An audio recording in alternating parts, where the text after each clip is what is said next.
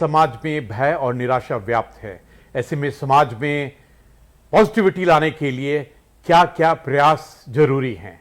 हम सदगुरु जग्गी वासुदेव जी से अनुरोध करते हैं कि वो हम सबका मार्गदर्शन करने की कृपा करें।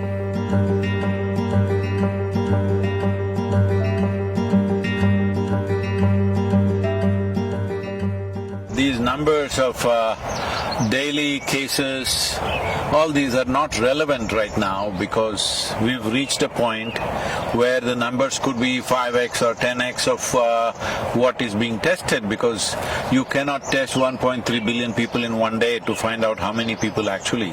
So these numbers are more maybe a little bit of a guidance for the administration, but I think it is time to shift to a place where educating people, I mean it's already been done, but I'm saying more stringently, because anything that you need to communicate in our country, you have to do it in 24 languages, so it is very hard. How to handle this, what level of symptoms, how to handle it, if you're asymptomatic, how to be. It is not necessary we should go on testing, because testing is irrelevant. Almost everybody has it all right now, already it's going there. If it is not there, it will get there in the next few weeks, because this is not something you can contain like that. You can only see how to boost your immunity, increase your lung capacity, what is the sensible things, what are the sensible things to do. And the few things that I mentioned, that you mentioned, of panic, frustration, fear, anger, none of these things are going to help us. Because this is not a time for grandstanding each other, this is not a time to point fingers at each other, this is a time to stand up. Not even as one nation, as one humanity, we need to stand up, because right now I'm here in the United States, well, everything seems to be normal, all the traffic is normal, commerce is going on, industry is going on, everything is going on. But it is not. It is just probably a question of weeks or maybe a couple of months before this virus, this particular variant that we are suffering in India, could be all over the world in no time, because you cannot contain it like that within a country. National borders are not a limitation for this. So this is a time to really understand. This is a generational challenge. How are we going to come out of this? What are the simple things? Everybody should know what are the few simple things that they must do, rather than pointing fingers at each other, because it's an invisible enemy. It doesn't matter what the administration does, it doesn't matter what people do, what they think. It will spread, because you cannot really stop it. One simple thing I'm saying right from last 14 months, see, if only we had the necessary integrity and discipline, that we did so many weeks and weeks of lockdown, but they were only partially effective, because only a certain number of people actually follow this recommendations or enforcement. Because now we are no more calling it lockdown, we are calling it curfew in some of the places. So curfew means it has to be forcefully enforced. However much you enforce, it's not going to be absolute unless every one of us gets it. Well, that's a difficult thing to do, to make the entire population get it. I would say at least the urban population. If you make the entire urban population in India to understand, 14 days, if you do not come in touch with any human being, if you just stay only with those one or two people who are not infected in your family or whatever, do not come in contact with anybody for 14 days, you would definitely drop it down.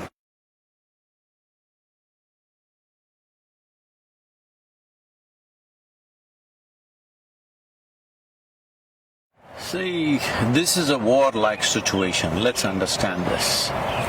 When there is a war-like situation, that means there's an external enemy. That's what war means. But right now the enemy is invisible, so let us bash each other. If this is the logic, well, we are definitely headed for a major disaster. Now when there is a war-like situation, at least when there is a war-like situation, irrespective of what we believe in, it's important for us to pool our resources and see how to come out of it. Let's be realistic. India as a nation definitely does not have necessary infrastructure to service 1.4 billion people, either in terms of hospitals or toilets or temples or streets or roads or ports. We don't have enough infrastructure, that's a reality. which we are trying to change, which is a onerous task. It's not a simple thing. It's not going to happen overnight. Having said that, now you want to be angry with somebody. You can be angry. There is substantial medical evidence. I will show you our own institution in the Harvard Medical School has done a lot of research on this, clearly showing when you are angry, when you are agitated, when you are fearful, in these conditions, your immune system goes down. You become far more vulnerable. So right now the question is just this. We've gotten used to this. If something goes wrong, bash somebody. If something goes wrong, bash somebody. No, right now it is just this. Do you want to be part of the solution, or do you want to be a problem? Do you want to make a problem out of yourself? Now, one fundamental responsibility all of us have is that we stay healthy as individuals. We stay healthy and we stay alive. Now there are people in social media who envy people who are healthy, people who are doing well. No, this is not it. More and more people should do well. More and more people should be healthy. That's the only solution. Now people are openly saying, oh, my mother got infected, why are you going around happily with your family? These kind of talks are happening. Are we stupid? There is no question that if we go like this, we will make a complete disaster out of ourselves. It is time we pull up our sleeves and get to work in terms of what is needed. What is needed? Let's understand this. See, normally these kind of pandemics and epidemics are transmitted by other creatures like rats and mosquitoes and birds and whatever else. This time it's just us. Suppose, I'm saying just suppose, let us say this pandemic was being transmitted by the mice. What would be our plan? To eliminate all of them. Mass exterminate every mice in the country or in the world. But right now it's us. So we need to understand, we need to do something. Extermination is not the answer. But if we behave irresponsibly, extermination of a certain level or certain percentage of population will happen. I'm telling you, every day on my phone, people that I know, 15 to 20 people are dying per day. People, many close friends, relatives, my brother, one of my cousin brothers, all dead. And you know what, when they die, they send a message to me saying that please don't come because we don't have the body. And it seems the family went to the cremation ground where the hospital sent the body straight to the cremation ground. When they went there, 4 bodies arrived, all wrapped in white. All the 4 families who were waiting, none of them knew which is their body. They're just standing there gaping at all the 4 bodies, hoping they're looking at the right one, but they don't know which one is which. So I'm saying this is not a simple situation. Those of us who are still standing, we need to behave responsibly. Responsibly means that we must retain our ability to respond in a sensible and intelligent manner. This is not a time to react. Your anger, your frustration, your misery, everything is because you are reacting to the situation. This is a time, as a human being, you and me have to show what sort of human beings are we, what kind of generation are we. I'm saying, compared to what the previous generations have faced, this is a softball, believe me. If you were at the time, alive at the time of World War II, World War I and various other things, you would know what I'm talking about. Well, if we have not seen it with our own eyes, we have seen it in documentaries, we have seen it in movies, well, what they went through and what we are going through is nothing. As a generation of people, we have enjoyed the highest level of comforts and conveniences. Right now there is a challenge, and this challenge has many ramifications and many aspects of our life that needs to change. See, the problem with us is we are more dedicated to our lifestyle than our life. This is the problem. This priority has to shift. Okay, economy is going bad, yes I know it's going bad. Tell me what will happen for you or me. One important thing is, for me, life is important. I don't care about the lifestyle. Right now, if I traveled in United States, 2 years ago, I would be flying everywhere, staying in hotels, staying in the best homes, everything, because that's how things would be organized. Today I'm driving a truck myself, I'm sleeping in the truck, I'm driving. This is a complete change of lifestyle. But don't be committed to your lifestyle. Lifestyle is a consequence of the times in which we live. It is a life that matters. So we have to ensure there is no loss of life. If this needs to happen, all of us should retain our ability to respond in the most sensible manner, not react in wild ways. And by grandstanding and pointing fingers at each other, you will only become part of the problem, not part of the solution.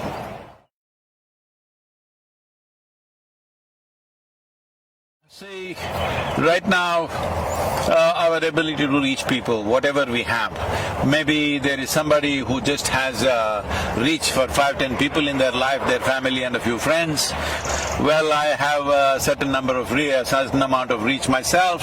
So all of us should do the best we can do to communicate what are the best practices, because that's all. That is all that will take us across.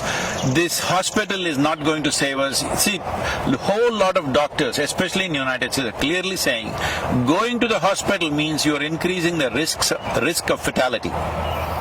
It's important that you manage yourself without making the symptoms very severe.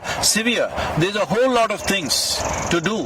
Right now we put out a simple practice. Now doctors in UK and in Harvard University and also in India, many doctors have tested out this practice in the last few months, and they're all vouching this has made a huge difference in the oxygen levels, though their exposure is extremely heavy because they're out there. So we must understand right now. See, our volunteers, I've told them, go to the hospitals, general hospitals, you are at a little bit of risk, but we are providing them PPE kits and all this. I'm saying right now the important thing is to make this happen in the hospital. Those who go to the hospital, if you want to save their lives, we don't need too many doctors, we need a whole lot of nurses and paramedical staff. Do we have them? No, we are way understaffed, all right? We are way understaffed. Now, I am asking young people to go near the hospital and take over all the non-medical aspects which the medical people were doing and wasting their time and doing those things normally. I said, do everything. Now we are there providing snacks, tea in the night, one meal somewhere in the evening, all kinds of things. Because support the medical staff. If they collapse, you had it. Your fatalities will jump at least 10, 25 times more. So this is very important. What is it? First thing is not to go to the hospital, what to do. We have simple, if you want I will send you the concoction, you can put it out. We are putting it out on all our social media. There is a Siddha, this thing in Tamil Nadu, in the rural Tamil Nadu, we've contained it significantly. This is not a cure for the virus. This is not a vaccination, but it boosts your immunity. There is something called as Kudinir, simple thing, a concoction of a few herbs that you drink, which definitely enhances our immune system. I would not say you will prevent it, you will still maybe get infected, but you can keep the symptoms so low that you don't have to end up in an ICU or something. Because the percentage of people entering ICU and coming out of it is unfortunately very low. Because once you go there, the fear of it, just being there alone by yourself, that itself will lower your immune system. You are lowering the defense mechanism in the body and becoming far more susceptible. So the best thing is to stay outdoors. When I say outdoors, people are walking on the Delhi street. No. Outdoors means go into the village, go into open fields, go somewhere, go into the mountains. I know people have to do their work, but there are many ways, like I'm doing my work. Instead of staying in a hotel, staying in people's homes, I'm sleeping in a truck. I'm saying something you have to do. Something you have to do, and it's very important all of us continue our work to the extent possible, because crippling the whole activity in the country or in the world is not the answer, because that's going to take a much bigger toll on us. So it's very important to what extent, whatever the nature of work we are doing, to what extent we can keep it on without coming close to people, without getting infected. This is a fundamental responsibility.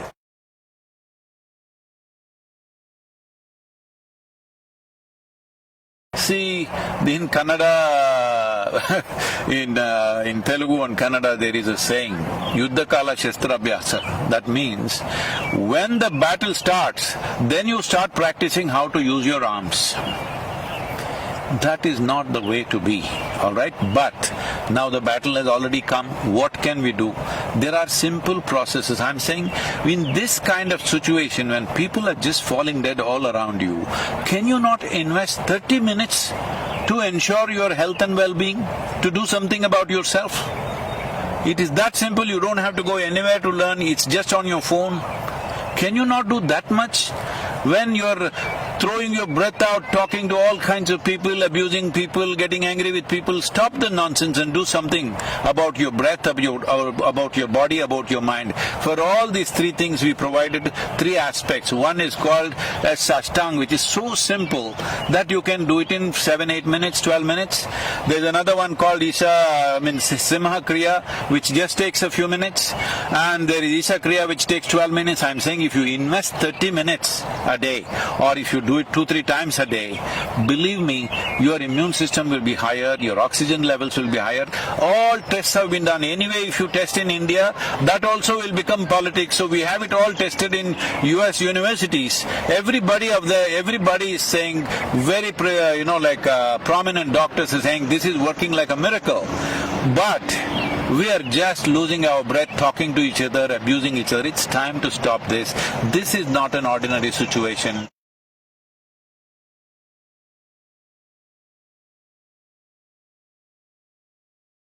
I'm going to repeat a few things because, first of all, this is a war-like situation. When there is a war, you don't think of your career, you don't think of your lifestyle, you don't think of other things. The most important thing is your life, staying alive through the period. Now, lifestyles may get set back. If these waves continue one after another, suppose, I hope it doesn't, but the kind of population we have, the kind of concentration of population we have, I hope it doesn't happen, but if it does happen, we must be ready for that. If it does happen, what is it that will happen to all of us? Maybe our lives, in terms of our lifestyle, will be set back by 15 or 20 years. 20 years ago, how we were living, with what we were living, we may have to live with that in the coming few years. Now, 20 years ago, were we such a disaster? No, we were much less than what it is today, but that may happen. So today, do not think of your lifestyle, think of life. Nobody in this country should die of hunger. We have to take care of that. We are doing a whole lot of work to ensure wherever people have lost their livelihoods, we are seeing how to provide food at that level. Distribution of government is doing it, but that's not enough for a whole lot of people. But we are giving grains, we are giving cooked food, all this stuff is happening, but it is not enough if one organization does it. It is not even enough if just the government does it. Every one of us need to see that life around us doesn't die, but lifestyles will be set back. We better be ready for that. Lifestyle will be set back if wave after wave it comes back. Right now, if this wave passes away in the next 4-6 weeks, as some people are making predictions, I do not know on what basis, but if it goes away, well, we will bounce back in our economy, maybe lifestyles will come back in no time. But suppose, as some of the scientists, responsible scientists are saying that this could go on for 4 to 6 years. 4 to 6 years means across the world, our lifestyles will be set back. I am repeating this once again. I am sleeping in a truck. I had not done this for a long time. There was a time when I first started work. I initially I rode all across India on the motorcycle. I slept on the street side, I slept in the jungles, I slept on the culverts, on the bridge culverts many times through the night. People would say, won't you roll over and fall? Well, I didn't fall. But later on, I slept in a Maruti car for years. Well, today I'm back in the truck once again. I'm saying we should not be committed to our lifestyle. We must be committed to our life and all the life that is around us. This is a responsible way to go about it. Our lifestyles, we must understand, are not about us. It's about the times in which we are born. Suppose we were here 100 years ago, would we be complaining about those days' lifestyles? We were fine with it. 1,000 years ago, you and me would be in a cave and we would be fine with it. I'm saying let us not get overly committed related to our lifestyles.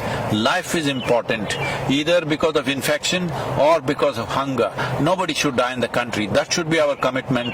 That's what we should work towards. About mental situations that people are going through, well, WHO has predicted there is going to be a mental pandemic and a suicide pandemic. Unfortunately, in one country like Japan, which is a well-to-do nation, here in 2020 more people committed suicide than they died of COVID infections. So this may happen all over the place if we do not take charge of it. As India as a nation, as Bharat, we talk about our history is not just replete with kings and their conquests and stuff. Our history is full of sages and saints and yogis, always exploring inner well-being as the most important aspect. Why are we not making use of it? What is our problem? Our problem is we are looking for Western psychiatry. Please, there is a way. Within few weeks you can change the fundamental chemistry of who you are. There are simple ways. There is a practice, free, available to everybody, called Isha Kriya. Just start doing this, invest 15 minutes a day. It will change the way you are. If you do not learn how to keep your mind and body for yourself. See, right now if my hand starts smashing my face, what is it? Well, that would be ridiculous and a case of insanity, right? Right now your thoughts and emotions smashing you up, what is it? Please, this is the time to wake up. This is the time to dig yourself deep into the roots of the culture which has invested so heavily into inner well-being. At least the Indians should set the example no matter what happens in our lives. We will stay equanimous, we will stay peaceful, we will come through any kind of situation that is thrown to us, either by earthly virus or aliens. We will come out of it successfully. This is something we need to demonstrate to the world. In many ways the world is looking towards India for this. As a nation, it's my wish and my blessing that we must come out of this successfully, on top of this, stronger and better. And also as a humanity, this is the time for us to display what sort of human beings we are. Namaskar.